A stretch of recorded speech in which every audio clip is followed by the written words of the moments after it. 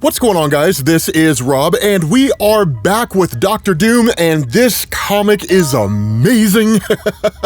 Normally, I would do all of Volume 2 at once, but this comic's so good, I just gotta cover it by itself. So a few things to understand. For those of you guys who are just joining us, you'll find a link to Volume 1 down in the description, so you can watch that, you can get caught up with everything. But the long and short of this here is that there was an experiment that was conducted on the moon that resulted in the formation of a black hole. And at the time that the, experiment initially took place, a whole bunch of nuclear missiles were launched from Latveria. Now, it wasn't Dr. Doom who did it. Instead, it was people who were trying to discredit Dr. Doom and specifically trying to conquer Latveria, so more or less a coup. But the result is that Dr. Doom has basically been on the run ever since. Kang the Conquerer has been popping in and out, really, over the course of the whole first volume. And so where this picks up is actually the first time they've spent any meaningful time together over the course of the story arc. Now, Dr. Doom and Kang have a history, a pretty lengthy history. And in fact, back in the day, and the original comic escapes me, but back in the day in Marvel, there was a point when Kang the Conqueror, after he adopted the identity of Ramatut and was defeated by the Fantastic Four in ancient Egypt, he ended up coming back to the modern era, and then after meeting Dr. Doom, basically fashioned a suit of his own that was similar to Dr. Doom and started calling himself the Scarlet Centurion, right? So just one of those little bits of history here. But the long and short of it is that these guys have a lot of respect for each other, but their egos are off the charts, right? They're like Dwayne Johnson cooking the books with Black Adam. The hierarchy of power in the DC universe is about to change. Right? I mean, it's just a whole new level of ego. That's literally what this is. And so that's why one of the first things they talk about here is whether or not they're actually related. And that's one of the things that's just kind of a big question that's existed in Marvel Comics for eons and eons. And the reason why is because Kang the Conqueror's real name is Nathaniel Richards. And of course you have Reed Richards, and Reed Richards' father's name is Nathaniel Richards. So for years and years in Marvel Comics, and I mean, when I say years, I mean like decades, right? For like the last 50 years or so in Marvel Comics, give or take a little bit, fans always found themselves asking the question, is Kang the Conqueror, Nathaniel Richards, is he descended from Dr. Doom? Is he descended from Reed Richards? And in fact, they're gonna pose this question as to whether or not Nathaniel Richards, right, Kang the Conqueror, is actually the father of Reed from like maybe a different universe or operating under a different change in his character's history or whatever the case happens to be. We'll talk about that here in a second because it gets a little wonky. But one of the things that happens here is that these guys are basically taking the long road, right? Instead of just like teleporting somewhere or having some vessel from Latveria pick them up and take them where they need to be, or Kang the Conqueror using technology, instead they literally have to lay low. So they're going old school, man. They're hitching rides in like train cars and like walking and stuff. It's cool. Unfortunately for a couple of these poor saps, these guys basically decide to stow away on one of the trains, literally hitch a ride, and then like one of them gets into the train car with Dr. Doom and Kang and is like, hey, what's going on, gentlemen? Do you guys mind sharing this train car with me? Now, as anybody who knows anything about Dr. Doom knows, this guy does not suffer vagrants.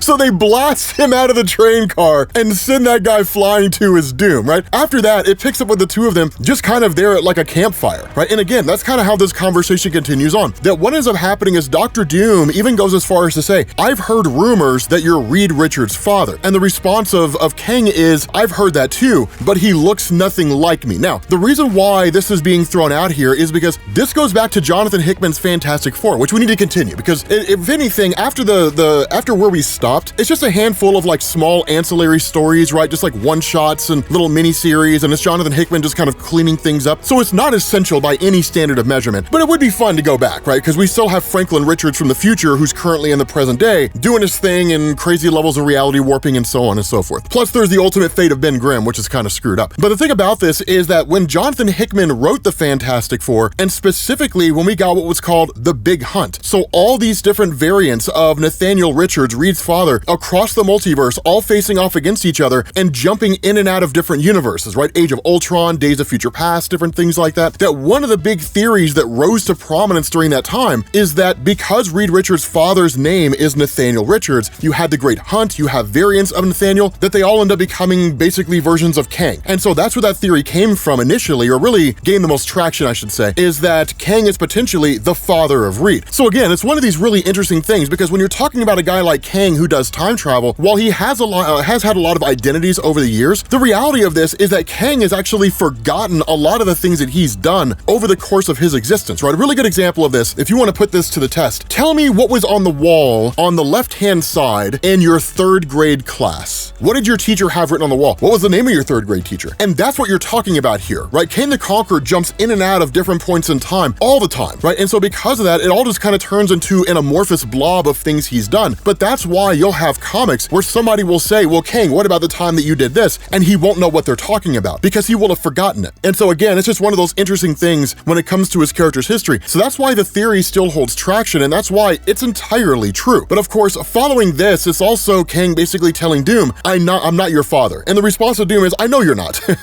Perhaps I'm your father, right? Like, it's one of the things where they kind of go back and forth. We never get any definitive answers. Truth to tell, I don't think Marvel will ever give us a definitive answer as to whether or not Kang is related to Reed Richards or to Dr. Doom, which one he's descended from. Because it's just one of those cool little mysteries that just kind of exists out there. Now, of course, following this, you have another poor bastard that decides to roll up on Kang the Conqueror and Dr. Doom as they're walking down this deserted highway. These two folks ride up on him, right? And one of them's like, so what do we got here, right? I ain't never seen more colorific looking chuckle ducks in all my life. What's your name, fancy Cleopatra? Referring to Kang the Conqueror. And they're like, how about you, Steely Dan? What's behind your Iron Curtain? And of course, Dr. Doom, in response to this, helps them finish with all their living. Anybody who is aware of Dr. Doom, and even Kang knows, you don't just roll up on these guys talking smack like that, right? That's just something that you don't do. Otherwise, you will be made to meet your maker.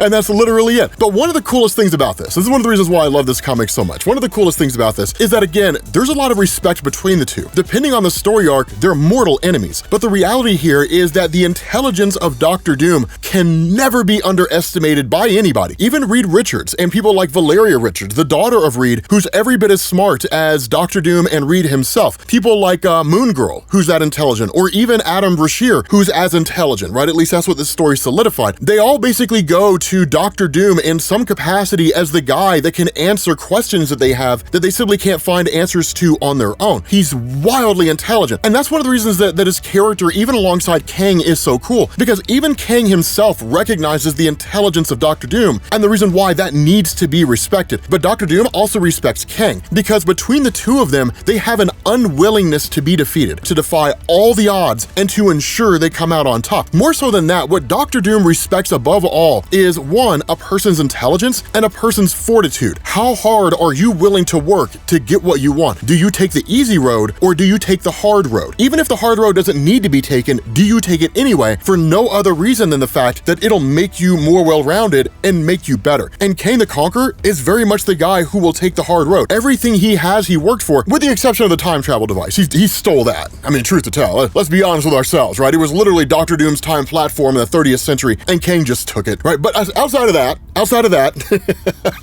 the guy is unwilling to give ground and will always do whatever it takes to win. And Doom can always respect that. And so that's why you have this kind of conversation where Doom asks the question, why are you even bothering to help me? And the response of Kang is, I explained, I will conquer the world that you save. And the response of Doom is, I will save no world. And again, Kang says, no, I've seen the utopia that you've created. And then the response of Doom is, you've also seen a future where Earth is overrun by a cohort of mechanized dinosaurs. And that's when Kang makes this amazing point, and he says, true, still, wherever Dr. Doom stands, there exists a lust for power, one I can use to my advantage. And that's where Doom calls his bluff, and he says, honestly, I think you're just lonely. And the two of them just kind of start going back and forth. I am not, you're lonely. No, you're lonely, I'm not lonely because I'm Dr. Doom and I'm a misanthrope. Well, I'm more of a misanthrope times two, right? It's literally just kind of this bickering back and forth, and this sort of nonsensical and almost sort of a bromance that exists between these guys. I don't know if anybody uses that word anymore, but it's great to see Doom and Kang relating to each other in this way, because more often than not, you see them as enemies. It's cool, because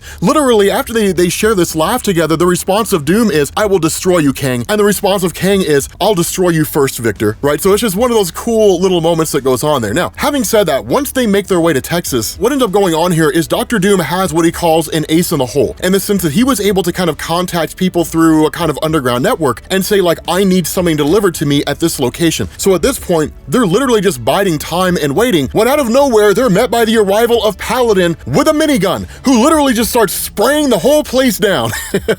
Literally, this guy's just standing there with a minigun, unloading everything. Honestly, it looks like an M60, but he's just spraying everything down, only for them to find out the way in which they were found was because of the orb. Now, here's a few things to explain here. Is Paladin an important character? No, Paladin sucks. He's always sucked. He's never been a relevant guy. There's never been an instance in the history of Marvel Comics when all these villains are all teaming up to face off against the heroes and they're losing and then Paladin shows up and the day's saved. That's never happened, right? The guy's about as irrelevant of a mercenary as anybody possibly can be. But more so than that, the orb, this guy's just downright goofy, but it is still cool to see that they have their history intact. So here's the thing, when it comes to the orb, this guy was completely and totally irrelevant in Marvel Comics until a story was written that was called Original Sin. And what this guy had done is he had discovered the dead body of the Watcher, which had actually been killed by Nick Fury, but he had taken one of the Watcher's eyes. And because everything the Watcher has seen over the course of his existence was stored inside of his eyes, the orb basically broadcast all that information to the world, so everybody learned everything about themselves that they had previously never known. A really good example of this is during, oh my god, Jonathan Hickman's Avengers, the New Avengers, when Captain America was originally part of the Illuminati during the incursions, when like the multiverse was collapsing and the Illuminati were talking about destroying alternate Earths, that when he disagreed, his mind was wiped by Doctor Strange at the direction of Iron Man, and then he was thrown out of the Illuminati, so he didn't know any of that stuff. But during Original Sin, all those memories were restored to him, and then he had lost his super soldier serum and just became this crotchety old son of a gun and was literally going going after the Illuminati. Like, he took over S.H.I.E.L.D. and brought like the full might of the US military and the intelligence community on to like find the Illuminati. It was amazing, man, because for a time, Captain America was kind of a warlord and it was pretty boss. Like, it was amazing. It's one of the best moments in the history of Marvel Comics. But again, the orb still has one of the Watcher's eyes. Now, the Watcher himself is back, right? But the orb still has one of his eyes, meaning the orb sees all. Like, literally he has like what you could argue to be cosmic awareness, although there's nothing to indicate that it operates on a universal level. But literally, like with the hunt for Doom, it's Doom's over there in Texas, right? He knows right off the bat. And so what ends up happening is Kang brandishes really one of his older weapons, which is called the Ultra Diode. But what it does is it basically just saps people of their willpower. So it reduces you down to the most pathetic version of yourself, right? So most people on Twitter and Reddit, and the result of this is that these guys just kind of cower into like a fetal position and just sort of cry about how like the end is nigh, their lives don't serve any useful purpose or anything like that. But the cool thing here is that once this plane, right, this contact lands and Dr. Doom is given his ace in the hole, that what we end up finding out is that it's actually the ultimate nullifier. Now here's the thing, man, and I'm kind of amazed that Christopher Cantwell's just sort of treating this as a thing, right? Like, it's just sort of there. The ultimate nullifier is quite literally the ultimate weapon in Marvel, right? I mean, I would argue this thing is way beyond the power of an Infinity Gauntlet, because the thing about the ultimate nullifier is that the power that it possesses is relative to the person who's using it. Initially, it was created by Galactus, and then it was attained by the Fantastic Four during the original Galactus trilogy. Literally, Johnny Storm and the Watcher go to Galactus's ship, Tatu, they steal it, they bring it back to Earth, they give it to Reed, and then Reed starts brandishing this thing in Galactus's face, and then Galactus just flees for his life. That's a very simplified version of what happens. But like, this thing scares the hell out of Galactus. And the reason why is because if you put the ultimate nullifier in the hands of an idiot, it may not necessarily work. You put this thing in the hand of Reed Richards, you could annihilate the universe. Dr. Doom, you could wipe out the whole universe. The benefit of the ultimate nullifier is that it doesn't just destroy whatever you aim it at, it basically makes it so it never existed. So a really good example of this is that if Dr. Doom were to point the ultimate nullifier at Spider-Man, then Spider-Man would simply cease to exist. Not only that, it would be as if he never existed. So seemingly, nobody would have ever heard of Spider-Man, nobody would have ever, like, any images of Spider-Man that exist would ultimately be gone, right? They would just disappear. Like, this guy, the entire evidence of this guy's existence would vanish forever. That's really the major implication of the ultimate nullifier, and there's really no way to bring them back. So that's why I say, I mean, presumably, you could point this thing at like the Infinity Gauntlet or any cosmic entities, probably even the Living Tribunal, maybe, I'm not really sure, I guess it just kind of depends, but the thing is insanely powerful. So the fact that it's in the possession of Dr. Doom means this guy means business, man. And so what ends up happening is that once he has the ultimate nullifier, we end up finding out this is the reason why Kang was here in the first place. That the reality here is that Kang wanted to attain the nullifier for himself, but unless he decided to screw up the time stream, Dr. Doom had to get his hands on it in order for Kang to take it from Dr. Doom. Things have to happen in a certain order when it comes to the progression of time throughout the universe. And so as soon as Dr. Doom gets the ultimate nullifier, Kang turns on him and then steals the ultimate nullifier. But before he can get away, this is the crazy thing, before he can get away, Dr. Doom, quite literally, stabs Kang the Conqueror in the neck. Like literally stabs him in the neck, right? Blood goes everywhere, leaves him for dead, and then just takes off on his horse, right? Just like rides off on his horse. And so following that, Dr. Doom basically ends up getting to Mexico. And when he arrives there, which is kind of weird to see, he ends up basically grabbing a payphone and he calls Reed Richards from a payphone. And the reason why is because during the time when Doom and Kang were traveling together, the question that they had is, how do we end that black hole? And they were asking questions like, can we use antimatter? It's like, well, antimatter is still composed of mass. So literally mass plus mass equals more mass. So if you fire some kind of antimatter cannon at a black hole, all it's going to do is just absorb all that mass and grow bigger. You're not going to do anything but feed it. And so that's where Doom's mind began to sort of look over the entirety of the situation. That's when he calls up Reed Richards and he says, your black hole solution is simple, Reed. My guess is that it's standing right next to you. And he says, Brashear, the blue marvel, send him inside the Antleon experiment. Now the initial response of Reed is an antimatter collision will just create more mass. And the response of Dr. Doom is, listen, you idiot, right? He says, send him past the event horizon. He can generate a massive amount of negative energy to dissipate the black hole. I know he survived a nuclear explosion, so there's a chance the singularity will not incinerate him. And then he ultimately leaves. Now, here's the reason why that would work. Remember, Adam Brashear is an antimatter reactor, right? He's basically a guy that draws all of his power from the antimatter universe. So imagine how, you know how like Superman draws his power from the sun, right? Solar energy gives him all of his abilities, like it feeds his abilities. That's what happens with Adam Brashear. Instead of him being fed by the power of the sun, he's fed by a whole different universe. But it's also why his power is seemingly limitless, because so long as the negative zone exists, he'll be powerful, and he could presumably channel all the power of the negative zone in different forms and fashions. It's why when it comes down to like physical strength, Adam Brashear is arguably the single strongest character in the Marvel universe. The best way to test that, and I hope Marvel gives it to us one day, I want to see Blue Marvel versus like Worldbreaker Hulk. I want to see that fight, because that would be dope. But literally, because he's an antimatter reactor, that's the response of Dr. Doom. I'm not a physicist, so I don't really even know how all this works, but as I understand it, it would basically be two objects hitting and just canceling each other out, right? -1 plus +1 equals 0. That's really what this would be. So I'm kind of curious to see exactly how this would play out, but that's where the story ends. Let me know if you guys want me to cover the rest of this, because again, Dr. Doom is amazing. Thank you all for watching, and I will catch you all later. Peace.